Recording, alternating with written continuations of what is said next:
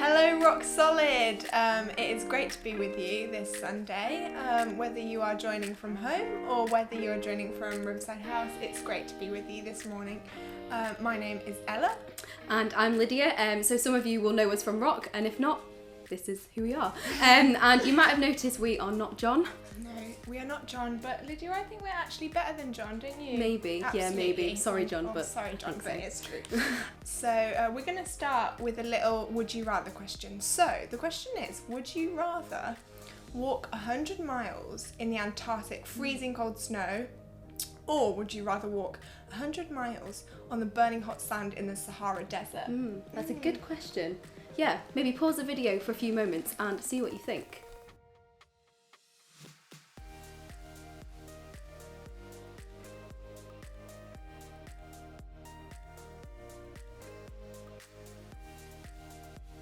Wonderful. How did you get on with that question? Maybe you might want to write in the chat, Lydia. Which one would you rather do? I think I'd rather walk in the Arctic, I think. Really? Actually, no, that'd be really cold, wouldn't it? If I get frost. But I think I'm going to go for the desert. Yeah, I think I would go for the desert as well. Yeah. Good question, wonderful. We're going to also start this morning with a little game, and it is called Sink or Swim. So what we're going to do is we're going to have some different objects that are going to appear on the screen, and maybe you might want to get into groups, or maybe do it on your own, and you're just going to have a piece of paper and you're going to write down whether it's going to float at the top or whether it's going to sink down to the bottom of the water. So you might want to get into groups now, and we'll come back and see which items sink and which items float on the top.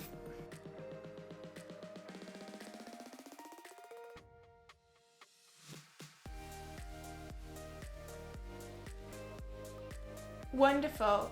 So hopefully you've got into groups and written down whether you think the items are going to sink or whether they're going to float on the top. So now we are going to test out some of those items, aren't we? We are. So let's start with this. Look over it. Or Duplo. Is it called Duplo? I think it might be. Yeah, I reckon Duplo. that's going to float, I You think. think? Okay, let's go for it. Oh, it does. Oh, yeah. you were right. That's good. Wonderful. Shall we try one of these? Oh, yeah, go we'll for it. try a disco ball, or Ooh. bauble, I think. I think it's quite heavy, or is it? We don't know. What do you reckon, Ella? I reckon it might sink. Sink, okay. Ooh, And it floats. It floated. Yeah. Oh, interesting. Okay, next is a bottle of nail varnish. What do you reckon? It doesn't look like there's much in it, so I think it's going to float. Do you think? I think okay, so. let's go for it. Oh, no, it's that right was to the bottom completely there. wrong. Oh no. Right, do you want to go? Okay, yeah, okay. So we've got a bottle of paint. Oh, got paint on me. Yeah, what do you reckon, Ella? I think, is it quite light? I think it might float. It's quite full, I think. Oh, is it Yeah. quite full? Ooh, Yeah, we didn't tell I you think it that might beforehand. sink, Sink. maybe? Yeah, let's go for it.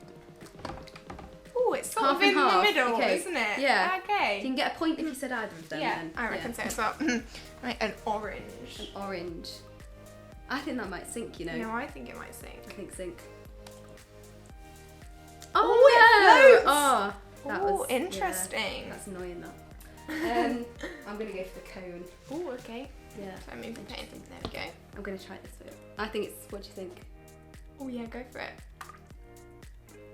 Ooh. Ooh. I think that's definitely a float. I It's think kind of that's a hovering, float but as it's definitely well. it's not gone to the bottom. It's not so. quite gone to the bottom. Yeah. Let's go for a hair bubble. What do you think? Hair bubble? That's a tricky Sink. one. I think sink. You think sink? Yeah. Okay. And Oh, it it does does sink. sink. That I is- was going to yeah, say that float. is- Oh, interesting. We'll go for this one. Just a highlighter. Don't know what you guys thought, but we'll go for this. What That's do you think? hard Ella? as well. Maybe sink. Sink. Oh, it It floats. floats. Very nice. Interesting. Last one. What do you call this? Safety pin? A safety A pin. safety pin, yeah, safety pin. Let's go for it. I reckon it's going to float. Oh, Oh, and it it sinks. sinks. And it sinks. Oh, we're full of surprises. Shall we do the last one? Let's My go for the personal last one. favourite is, oh, this is a bit wet from the chat Ooh. earlier, the umbrella hat. Oh, I think it suits lovely. me. That is I think beautiful. it suits me. That's really But what do good. you reckon? We're going to put it down. I reckon it's going to float. I'm not sure. We'll try. It does float. Oh, hang on. Oh, does it not float? Hang Oh on. no, it's Hang sinking on. a bit. It's going. I spoke too Oh, soon. you spoke too soon there. Ah, and it does Wonderful. sink eventually. But yeah, add up your points, see what you've got, and yeah, discuss amongst yourselves who won. You know, again, as John says, points do not mean prizes. Oh, I thought I was going to get a prize there.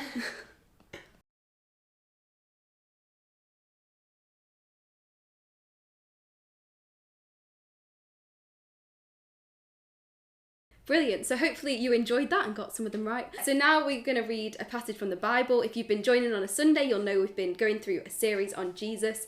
And today we are looking at Luke 8, 4 to 15. This is where Jesus tells us a parable. A parable is simply a story that's told to illustrate and help listeners understand a spiritual or moral lesson. And Jesus tells lots of these throughout the Bible. So we're going to read one today. So Ella is going to read that for us, and feel free to pause the video now as well and maybe read it in your group or wherever you're watching today.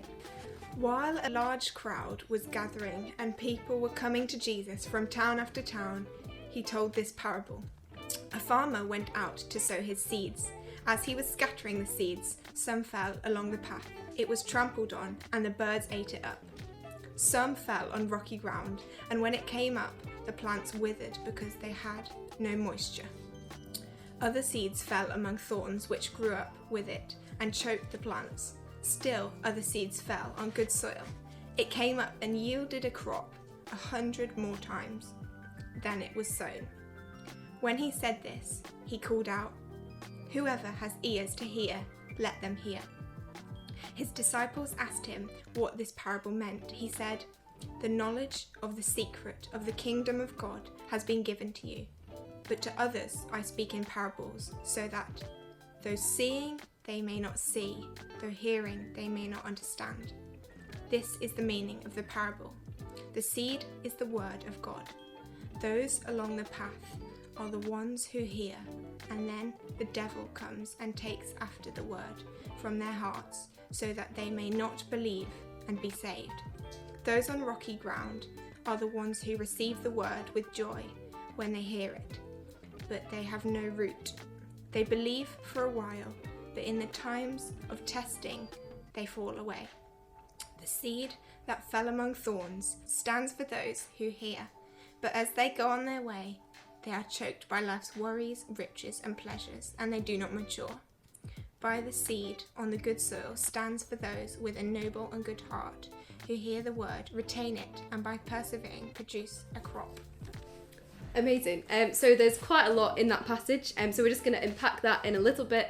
But this passage comes straight after what we were looking at last week. If you tuned in then, Jesus has just left a place called Capernaum, and as he starts to teach, a large crowd begins to gather. And it says people came from town after town, so people are coming from everywhere. They just really want to hear what Jesus has to say. So in this case, we've heard he's talking about sowing seeds. And I don't know about you, but I don't have any knowledge really of farming or planting crops. I seem to kill most of the plants that I've ever been given, so I'm not the most skilled. But those listening to Jesus at the time would have been very familiar with planting crops. Some of them may have been farmers and personally be planting and harvesting crops of their own. So they would have been really aware of what Jesus was talking about. But for us, this passage may seem a little bit confusing. So we're going to unpack that in a little bit. But first, you might want to pause the video and just answer the questions of what does the seed represent in this passage? And can you summarise the 4 different types of ground that the seed fell on?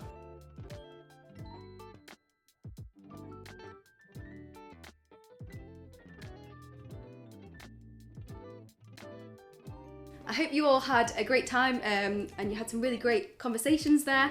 And yeah, so we're just going to kind of look at a little bit of this. So we see throughout the Bible, particularly when we look at the life of Jesus and all the incredible things he did here on earth, and that there's a really strong invitation to follow him, an invitation to believe in him and enter into relationship with him. And this passage and these 4 types of soil highlight maybe the 4 responses we can have to this invitation that Jesus puts to us.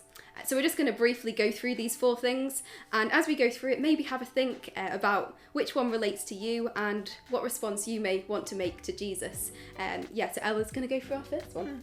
So the first response is the seed falls onto the path where it's trampled and eaten by birds.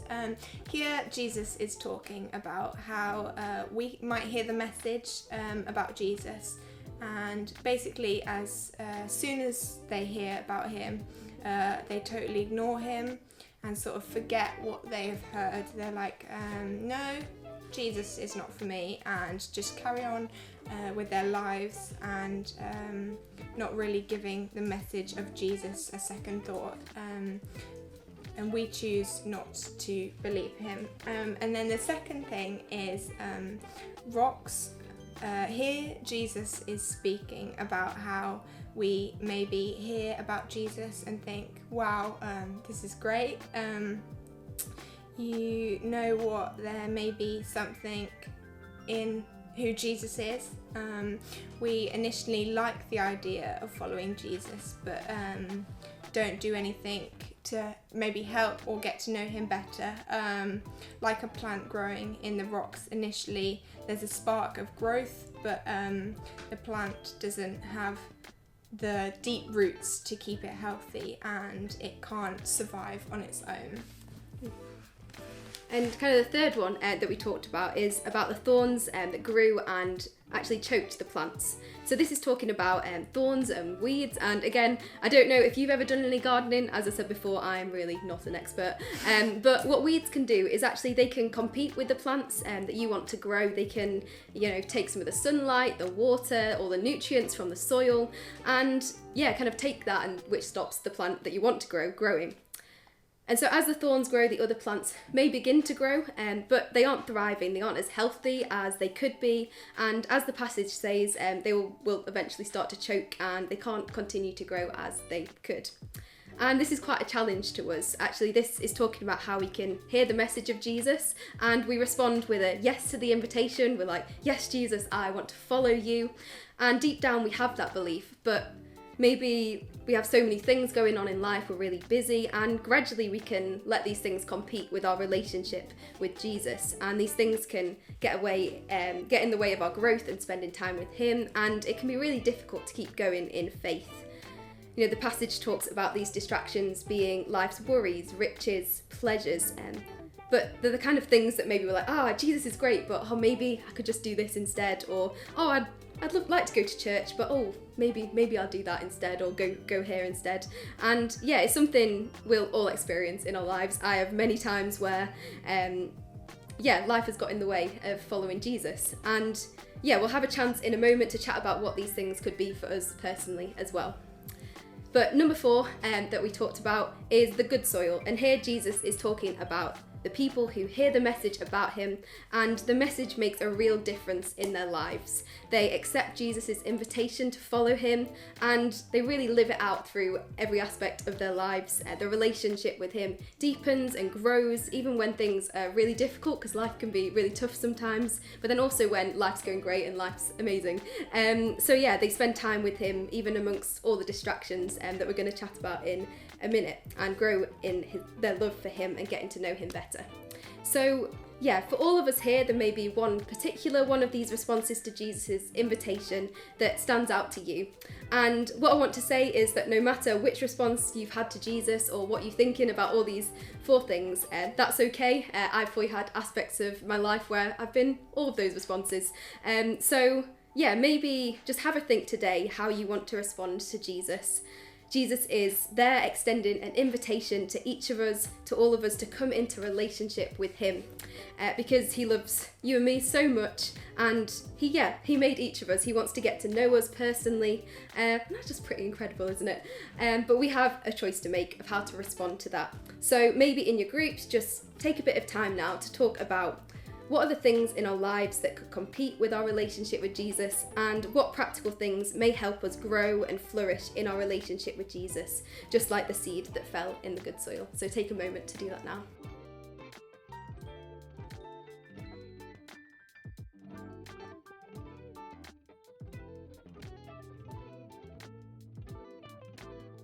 So we're just going to spend a bit of time now praying and responding to Jesus' invitation to us. So maybe you might want to pray that you'd really grow in your relationship with Jesus this week. You might want to pray that you'd really deepen your relationship, just like the good soil. Maybe you might want to pray that you wouldn't get distracted this week and let things get in the way of spending time with Jesus. Or maybe you're someone who has never responded to Jesus in the first place, that you've heard about him again and again, but you haven't responded with, yes, Jesus, I want to follow you. So if that's maybe what you want to pray to Jesus and let him come into your life this week. But we're just going to spend some time now writing down some prayers and responses to Jesus' invitation to follow him.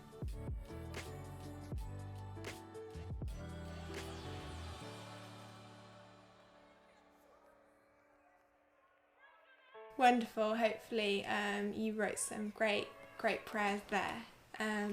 If you want to chat more about this or share more about this, you might want to maybe talk to some of your youth leaders today, or whether it be Rock and Myth on a Friday. Yeah, if you just really want to speak more about that with your youth leaders. But we're going to leave you now with a challenge for this week. So this week, extend that invitation that Jesus has really invited us. So why not invite someone along to church, or maybe invite someone to Rock on a Friday, and allow them to have that chance to respond to Jesus themselves. Amazing. So it's been great to, I was going to say great to see you guys, but we can't see you. But it's been great to spend this time with you, and yeah, we hope you have an amazing week, and we'll see you soon. Bye. Bye.